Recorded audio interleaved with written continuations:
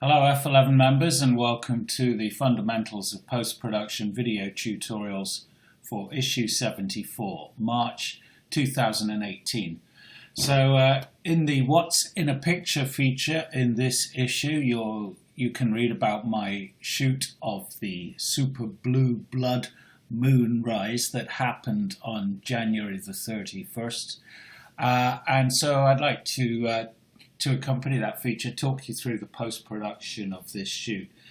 I've got the shoot open, unedited here in Lightroom, and I've flagged the frame that I like best. And it's this one with the moon just sat on the tree line there.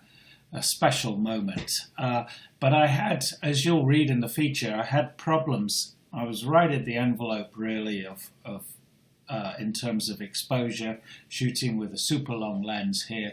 You can see my details, the details of that shoot here. ISO 6400, and the trouble was that if I open up this picture here and zoom in tight, you'll see when it's loaded that it's relatively sharp on the background but not on the stones on that one, whilst the other one is vice versa, sharp on the stones while the background is a little soft. That's because I was deliberately swapping focus because I knew I didn't have the depth of field I needed. I was swapping focus from background to foreground, knowing that I would have to exposure merge, focus stack these images together. And so that's what we're going to do here. The issue is complicated slightly as well because there's not perfect registration between the two images due to the super magnification of that long lens and the wind buffeting that was taking place. And also here you can see this green blob down in the lower left, highly annoying other photographer getting in between me and the stones just at the critical time there. So I'm going to have to remove him as well. So let's get on with the job, and the first thing I'm going to do is look at the best image of the stones, which is this one here, and I'm going to process this. So the first thing I'm going to do is, as usual, go to my develop module now, and let's just look at my black and my white points here. So I hold down the Alt slide and I'll move the white to the right until I start clipping. Now, if we just consider with this picture, I'm only really concerned with the bottom half of the image, i.e. the landscape and the stones. So I can afford to clip some detail in that moon as I alter my white point here, and that's exactly what I'm going to do. I'm going to take my whites up quite high there and adjust my black point, doing the same thing here, just until a bit of clipping starts coming in there. And that's improved the contrast in my foreground quite significantly. I'm actually going to add here a little bit of contrast by going to the medium contrast preset on my tone curve here. And I'm just going to actually look at this image and think it's gone, the color temperature of the light was pretty blue, but I'm just going to warm that just a touch up to about 5,700 Kelvin. Now I reckon that picture is pretty much ready to be merged with the one of the moon, but let's just work on the moon image next. So if I go to the other frame, the frame that is sharper in the background, I'm going to do the same thing here. Hold down my Alt slider, come up on my whites until I start clipping in the moon. Obviously in this particular one I want to preserve all that detail in the surface of the moon, and I'm going to look at my black points as well, and I can afford to clip in the bottom half of the frame because that's going to be merged, that area is going to be merged with the other frame there. So come down on that, and I'm going to do the same thing, just adjust my color white balance up to about 5,700-ish there. And that's about it for those two images. Let's just darken down this one a touch here by using the tone curve here. And I'm going to take that vibrance, looking a little bit treacly, so I'm going to take vibrance out of the image there. Come down to 0 on my vibrance slider there. Just make that a touch darker. And now I'm going to open both of these in Photoshop and piece them together. I'll just pause this while I do that. So here we have the two images open in Photoshop, ready to be merged. The one on the right optimized for the moon with the sharp background. The one on the left optimized for the stones with the sharp foreground. So it's an exercise in both exposure merging and focus stacking. So it's quite easy really. I'm going to do this manually. So if I come to bring in my actions palette, you'll remember last month we had a look at how to use actions. So what I'm going to do here is just select, cut and close this image, and now just paste it on top of the other one using actions. Now if I bring my Windows palette in now here, or sorry, my layers palette in here now, as I click the visibility of the top layer, the moon layer, on and off, you can see they're not perfectly registered. What's also interesting is just see how that moon changes its position. And now bear in mind these images were shot within seconds of each other, and yet you can visibly see the moon moving through the sky. That's a really good indication of, with this magnification, this 560mm effective focal length, just how quickly the moon moves through the sky. It does need a relatively fast shutter speed to render it sharp. Anyways, that's an aside. So what we're going to do now is bring in my tools palette here, and I'm going to select the move tool.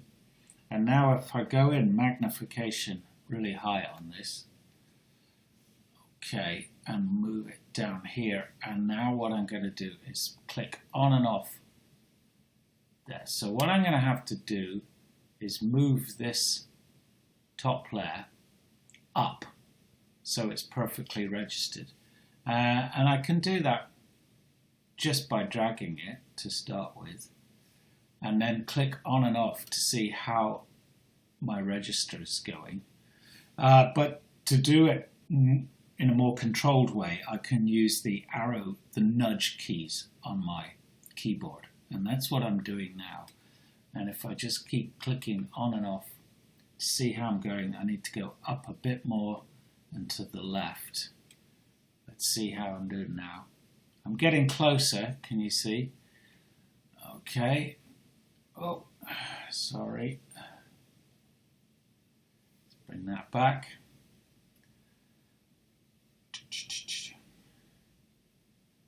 So still a bit more up and to the left. And I'm just using the nudge keys on my keyboard here. Almost there.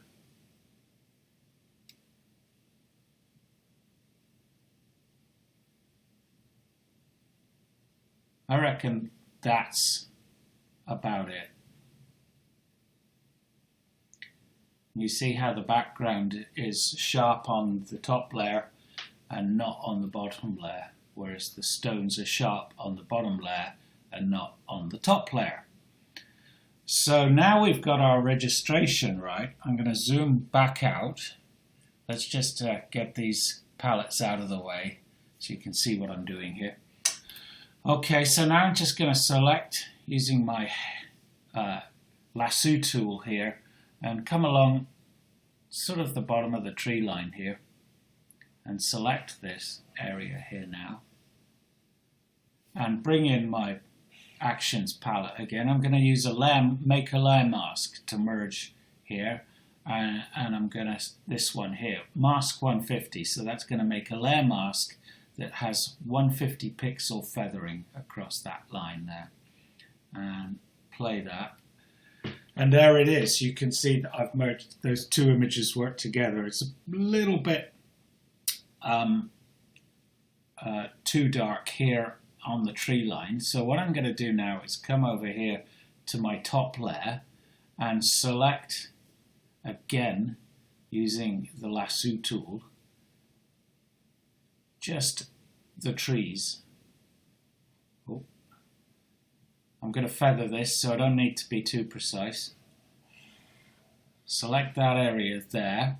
Now I'm going to feather that, okay. Feather 100 pixel radius there now. And now if I go image adjustments, curves, bring that curves palette in. So I'm just now going to brighten this top layer here, but only the area I've selected, which is the trees there. So if I bring in my white point, actually, that will have the effect of brightening it up. And now we're not seeing that kind of halo effect, that horrible join line between the two layers. It's improving the detail in the trees there. That's worked really well. So I'll click on OK there, deselect, and I think those look pretty good together. Okay, so what I now do is flatten the picture, flatten the layers here. Again, I've got an action to do that, flatten. And now if I zoom in, because there wasn't perfect registration, let's get rid of these bits here and my layers, because we're flattened down to 1 again now. Bring in my navigator. Can you see on the right, if I zoom in quite a way here, 200%, that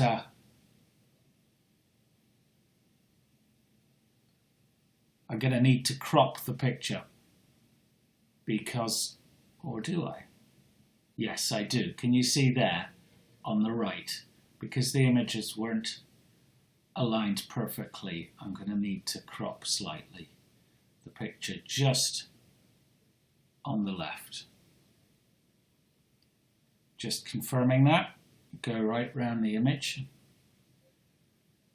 So staying at that massive magnification now, in fact I'm going to go even higher, 400%, bring it right over to the edge of the frame. Now I come to my crop tool here, this one there, and I'm just going to move that crop in there to take out that. Hit my return, zoom out, and we've got a nicely merged image with sharp background, focus stacked image with sharp background, sharp stones. I have a problem though, and that's this other bloody photographer who came wafting around, waltzing in between me and the others who were here at this point. He didn't know what he was doing because he was faffing around and moving his position as the moon came up, missing the decisive moment. Still, I've now got to consign him to history. What I could do is just try and use a lasso tool here and select him and try content aware fill. So if I go edit, fill, content aware and OK. Trouble is I don't get a perfect substitution. If we just zoom in on that, it doesn't look quite right. It's done a pretty good job on most of that image, but what I'm going to have to do is use that as a starting point and fill in using detail from another frame. So I'm going to deselect now, and I'm going to go back into Lightroom. Okay. Back into Lightroom, and I've actually selected here another image where he isn't present. And I'm going to use that, the detail from this image here, to fill in the missing area. So if I go to this image here, the one that I processed for the stones, go to develop, copy that, copy the adjustments I've made to that, and then come to this one here and paste those settings so that the two images match. I'm now going to open this up in Photoshop, which I've done. So now if I go Window, Arrange, and Tile 2 up vertical, we'll see the two together. Just come out on my magnification so we see them both at the same magnification. So this is the image that our prime image that I'm working on, and this area here has not quite been cloned properly. So what I'm going to do is just take this image here and again select, cut and close, play that action, and now I'm just going to paste it on top of the other one here. Now again, we have this problem is there's not perfect registration. So I'm going to have to deal with that again. So let's just go into big magnification here, come down to the stones and hit my move tool, and now just bring in the layers palette again, click on and off. So I'm going to have to move this top image up. Start by just dragging it manually to get it near. I'm getting there, and now take over with my nudge keys on the keyboard to be more precise. That's pretty good. One more. That's as good as it's going to get. Okay. So now what I've done, what I need to do is just select the area just here in this area where we've got this imperfectly cloned part of the image here.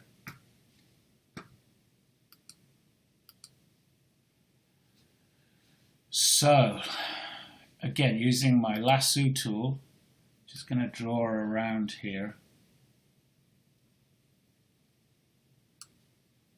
and feather that very slightly. Select, modify, feather.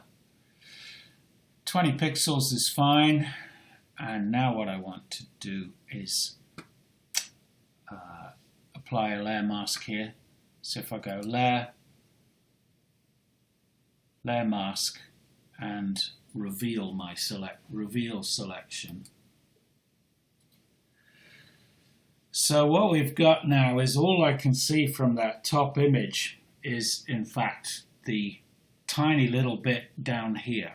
Now because there wasn't perfect registration, I've still got a bit of that imperfect area just down here at the bottom. So it's not perfect, but I'm going to take the logical option here and just crop it out. So if I come out on my magnification here, let's flatten the image now, flatten down the layers. You can see the amount of grief that that other photographer intruding in my frame brought. Nevertheless, it was a wonderful morning, wonderful evening. I'll never forget. Shooting the moonrise, just crop there, just come in tight on the bottom of the stones, hit return, and that's pretty much it. I've removed the photographer, I've focus stacked the two images so I have sharp stones and sharp background. Let's just get rid of all the stuff so we can see the image in its purity, and there is the end result. Pretty pleased with that. So quite a complex work really here on this image, but it worked. Focus stacking, focus merging, and using multiple exposures to remove annoying distractions. Okay, in part 2 of the fundamentals of post-production video tutorials this month, we're looking at the image library and how you can use keywords and metadata to find the images that you need. See you there.